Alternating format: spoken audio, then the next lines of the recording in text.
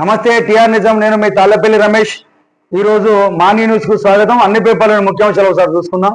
అంటే ఏంటంటే మన తెలంగాణ రాష్ట్రంలో ప్రభుత్వం ఏర్పడి 15 నెలలు కావస్తుంది.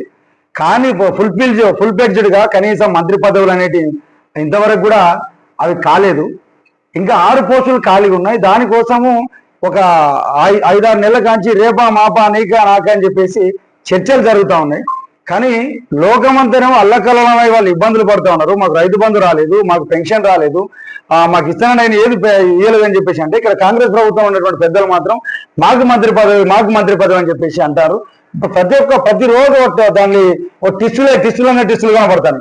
ఏంటి ఒకసారి కోమటిరెడ్డి రెడ్డికి వస్తుందని ఒకసారి అంటారు, ఒకసారి వేషానికి వస్తుందని ఒకసారి అంటారు, ఒకసారి కొండ సురేఖను తీసేస్తామని చెప్పేసి అంటారు, ఒకసారి మాధవరెడ్డికి వస్తుందని చెప్పేసి ఒకసారి అంటారు, రేవు ప్రకాష్ రెడ్డికి వస్తుంది, కడియం సిఆర్కి వస్తుంది అని చెప్పేసి ప్రతిరోజు ఒకరి మీద ఒకరు చెప్పుకుంటా జనాలను పక్కదోరు పట్టించుకుంటా అసలు ఈ పరిపాలనలోనే మార్పు లేకుండా చేస్తారు.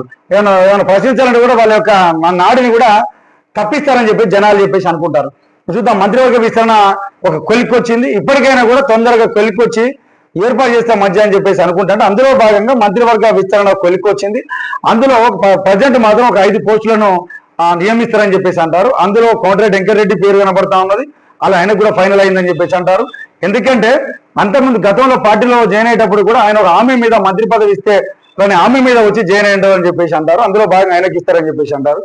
అట్లాగే వివేక్ వెంకటస్వామికి కూడా ఇస్తామని చెప్పేసి అంటా ఉన్నారు. వాళ్ళిద్దరికి ఆల్రెడీ భర్తలు ఖాయమైనాయి అని చెప్పేసి ఒక మాటగా అనుకుంటా ఉన్నారు.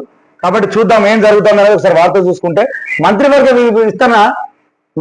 విస్తరణ టిస్టులు మంత్రులు పోర్టుపోలియోలు కూడా మారుస్తామని చెప్పేసి కొన్ని దిక్కులు అంటారు. క్లైమాక్స్ లో ఛాన్స్ కొట్టేందుకు నేతలు ప్రయత్నాలు చేస్తారు. ఐలేకు బిర్లా యాదవ్కు అవకాశం ఇస్తే యాదవ్లకు న్యాయం చేసినట్లేనా? బోధన్ ఎమ్మెల్యే సుదర్శన్ రెడ్డి మంత్రిని చేయడానికి సీఎం పట్టుబడతాడు.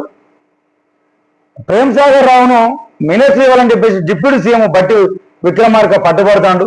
ఈ శాఖల మార్పు కోరుకుంటారని చెప్పేసి జరుగుతూ ఉన్నది. అసలు ఇది ఎంత జరగబోతుంది, ఎవరికి వస్తుంది అనేది వేచి చూడాలి. 3వ తారీఖున మాత్రం మంత్రివర్గ విస్తరణ అయిపోతుంది. అందరూ ప్రమాణ స్వీకారం చేస్తారని కూడా అంటారు. ఏదేమైనప్పటికీ మంత్రివర్గ విస్తరణ తొందరగా జరగాలి, పరిపాలన సౌలభ్యం జరగాలి. ఇక ప్రజల మీద దృష్టి పెట్టాల్సిన అవసరం ఉంటుంది. మీరు ఇచ్చిన హామీలు నెరవేర్చాలి, అన్ని విధాలుగా ప్రజలకు న్యాయం చేయాలని చెప్పేసి టిఆర్ నిజం నుంచి ప్రభుత్వాన్ని కోరుకుంటాను. ఇంకోటి, గతంలో ఈ పార్టీల ఫిరాయింపులు అనేది లేకుండా ఉండేది. ఎప్పుడైతే తెలంగాణ రాష్ట్రం ఆవిర్భవించిందో అప్పుడు ఎక్కువ మొత్తంలో అవి ప్రోత్సాహం ఎక్కువ జరిగింది. దాని మీద గతంలో ఉన్నటువంటి టిఆర్ఎస్ పార్టీ అందరూ చేర్చుకున్నది.